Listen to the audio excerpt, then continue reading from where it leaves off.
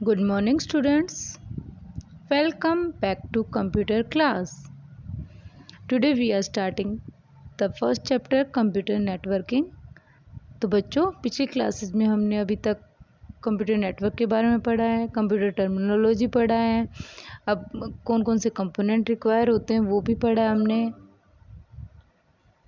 और नेटवर्किंग के बारे में भी पढ़ा है कि कौन कौन से नेटवर्क हैं, कितने टाइप्स के नेटवर्क हैं। अब आता है हमारा कि कौन कौन सी टोपोलॉजी है। तो बच्चों टोपोलॉजी का क्या मतलब होता है? टोपोलॉजी सिंपल एक अरेंजमेंट होती है, ज्योमेट्रिकल अरेंजमेंट होती है कंप्यूटर की नेटवर्क के अंदर, और कौन कौन से कि किस तरीके से हम कंप्यूटर को अरेंज करते हैं नेटवर्क के अंदर।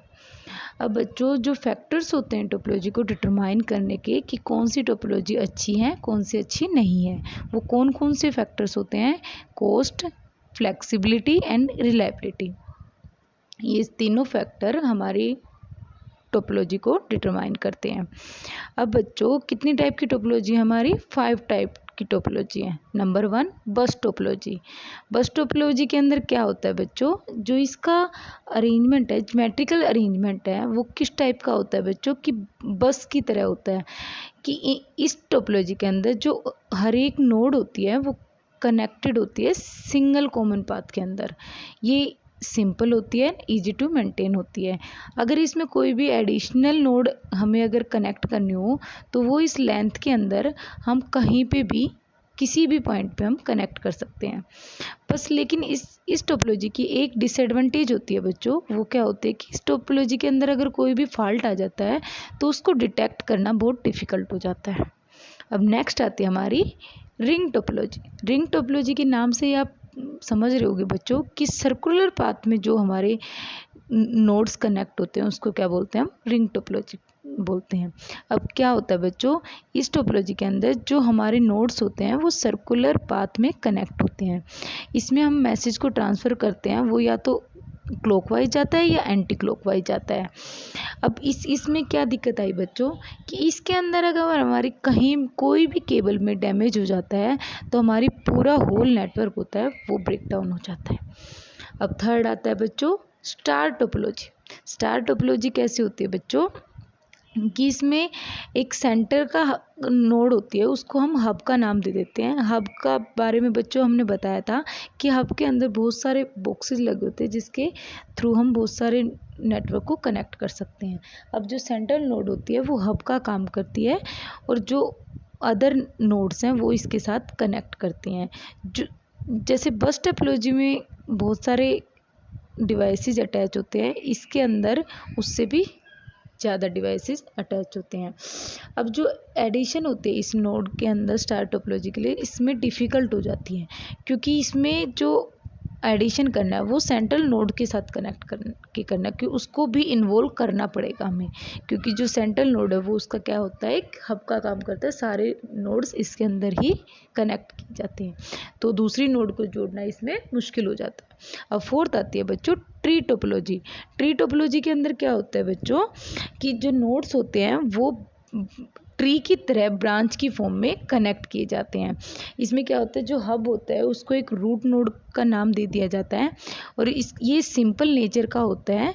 इसमें क्या होता है हमारे कि ऐड और रिमूव करना बहुत इजी हो जाता है, क्योंकि जो इसके थ्रू जैसे कोई भी किसी को भी हम रिमूव कर सकते हैं आसानी से। कहीं पे भी एक नोड ले लिया उसके अंदर ही हम लगाते हैं ना, ऐसा नहीं कि हमें सेंट्रल नोड के थ्रू हमारा सारा काम करना पड़ता है। स्टार टोपोलॉजी में तो क्या था हमारा कि सेंट्रल नोड से कनेक्ट होता था।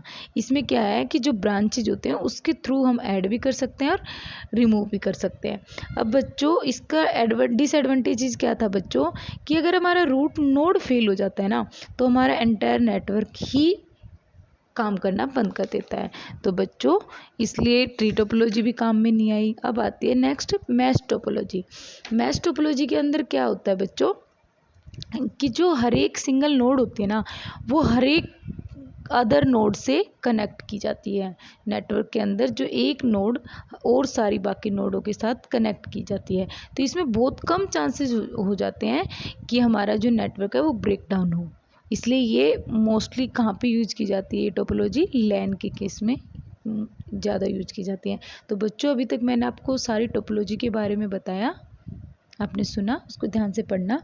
फिर आता है नेक्स्ट हमारा नेटवर्क आर्किटेक्चर, कि हमारा जो आर्किटेक्चर होता है नेटवर्क का वो किस तरीके से डिपेंड होता है। अब वो जैसे आर्किटेक्चर है वो किस टाइप, 2 टाइप का होता है, पीयर टू पीयर नेटवर्क और क्लाइंट सर्वर नेटवर्क। अब पीयर टू पीयर नेटवर्क में क्या होता है कि जो एक नेटवर्क होता है ये 2 या 2 से ज़्यादा कंप्यूटर के बीच में होता है। इसमें क्या होता है कि हर एक कंप्यूटर सेम प्रोग्राम को लेके चलता है अपने डेटा को ट्रांसफ़र करने के लिए, शेयर करने के लिए। अब हर एक कंप्यूटर को इक्वल रिस्पॉन्सिबिलिटी दी जाती है। इसमें ऐसा नहीं होता कि हम कि एक को सर्वर बना दे बाकी सबको क्लाइंट बनाता है। इसमें हर एक कंप्यूटर ही सर्वर का काम करेगा, इसलिए ये अच्छा काम भी करता है, छोटे से इन्वायरमेंट में बहुत अच्छा वर्क करते हैं ये। अब नेक्स्ट आता है क्लाइंट सर्वर नेटवर्क।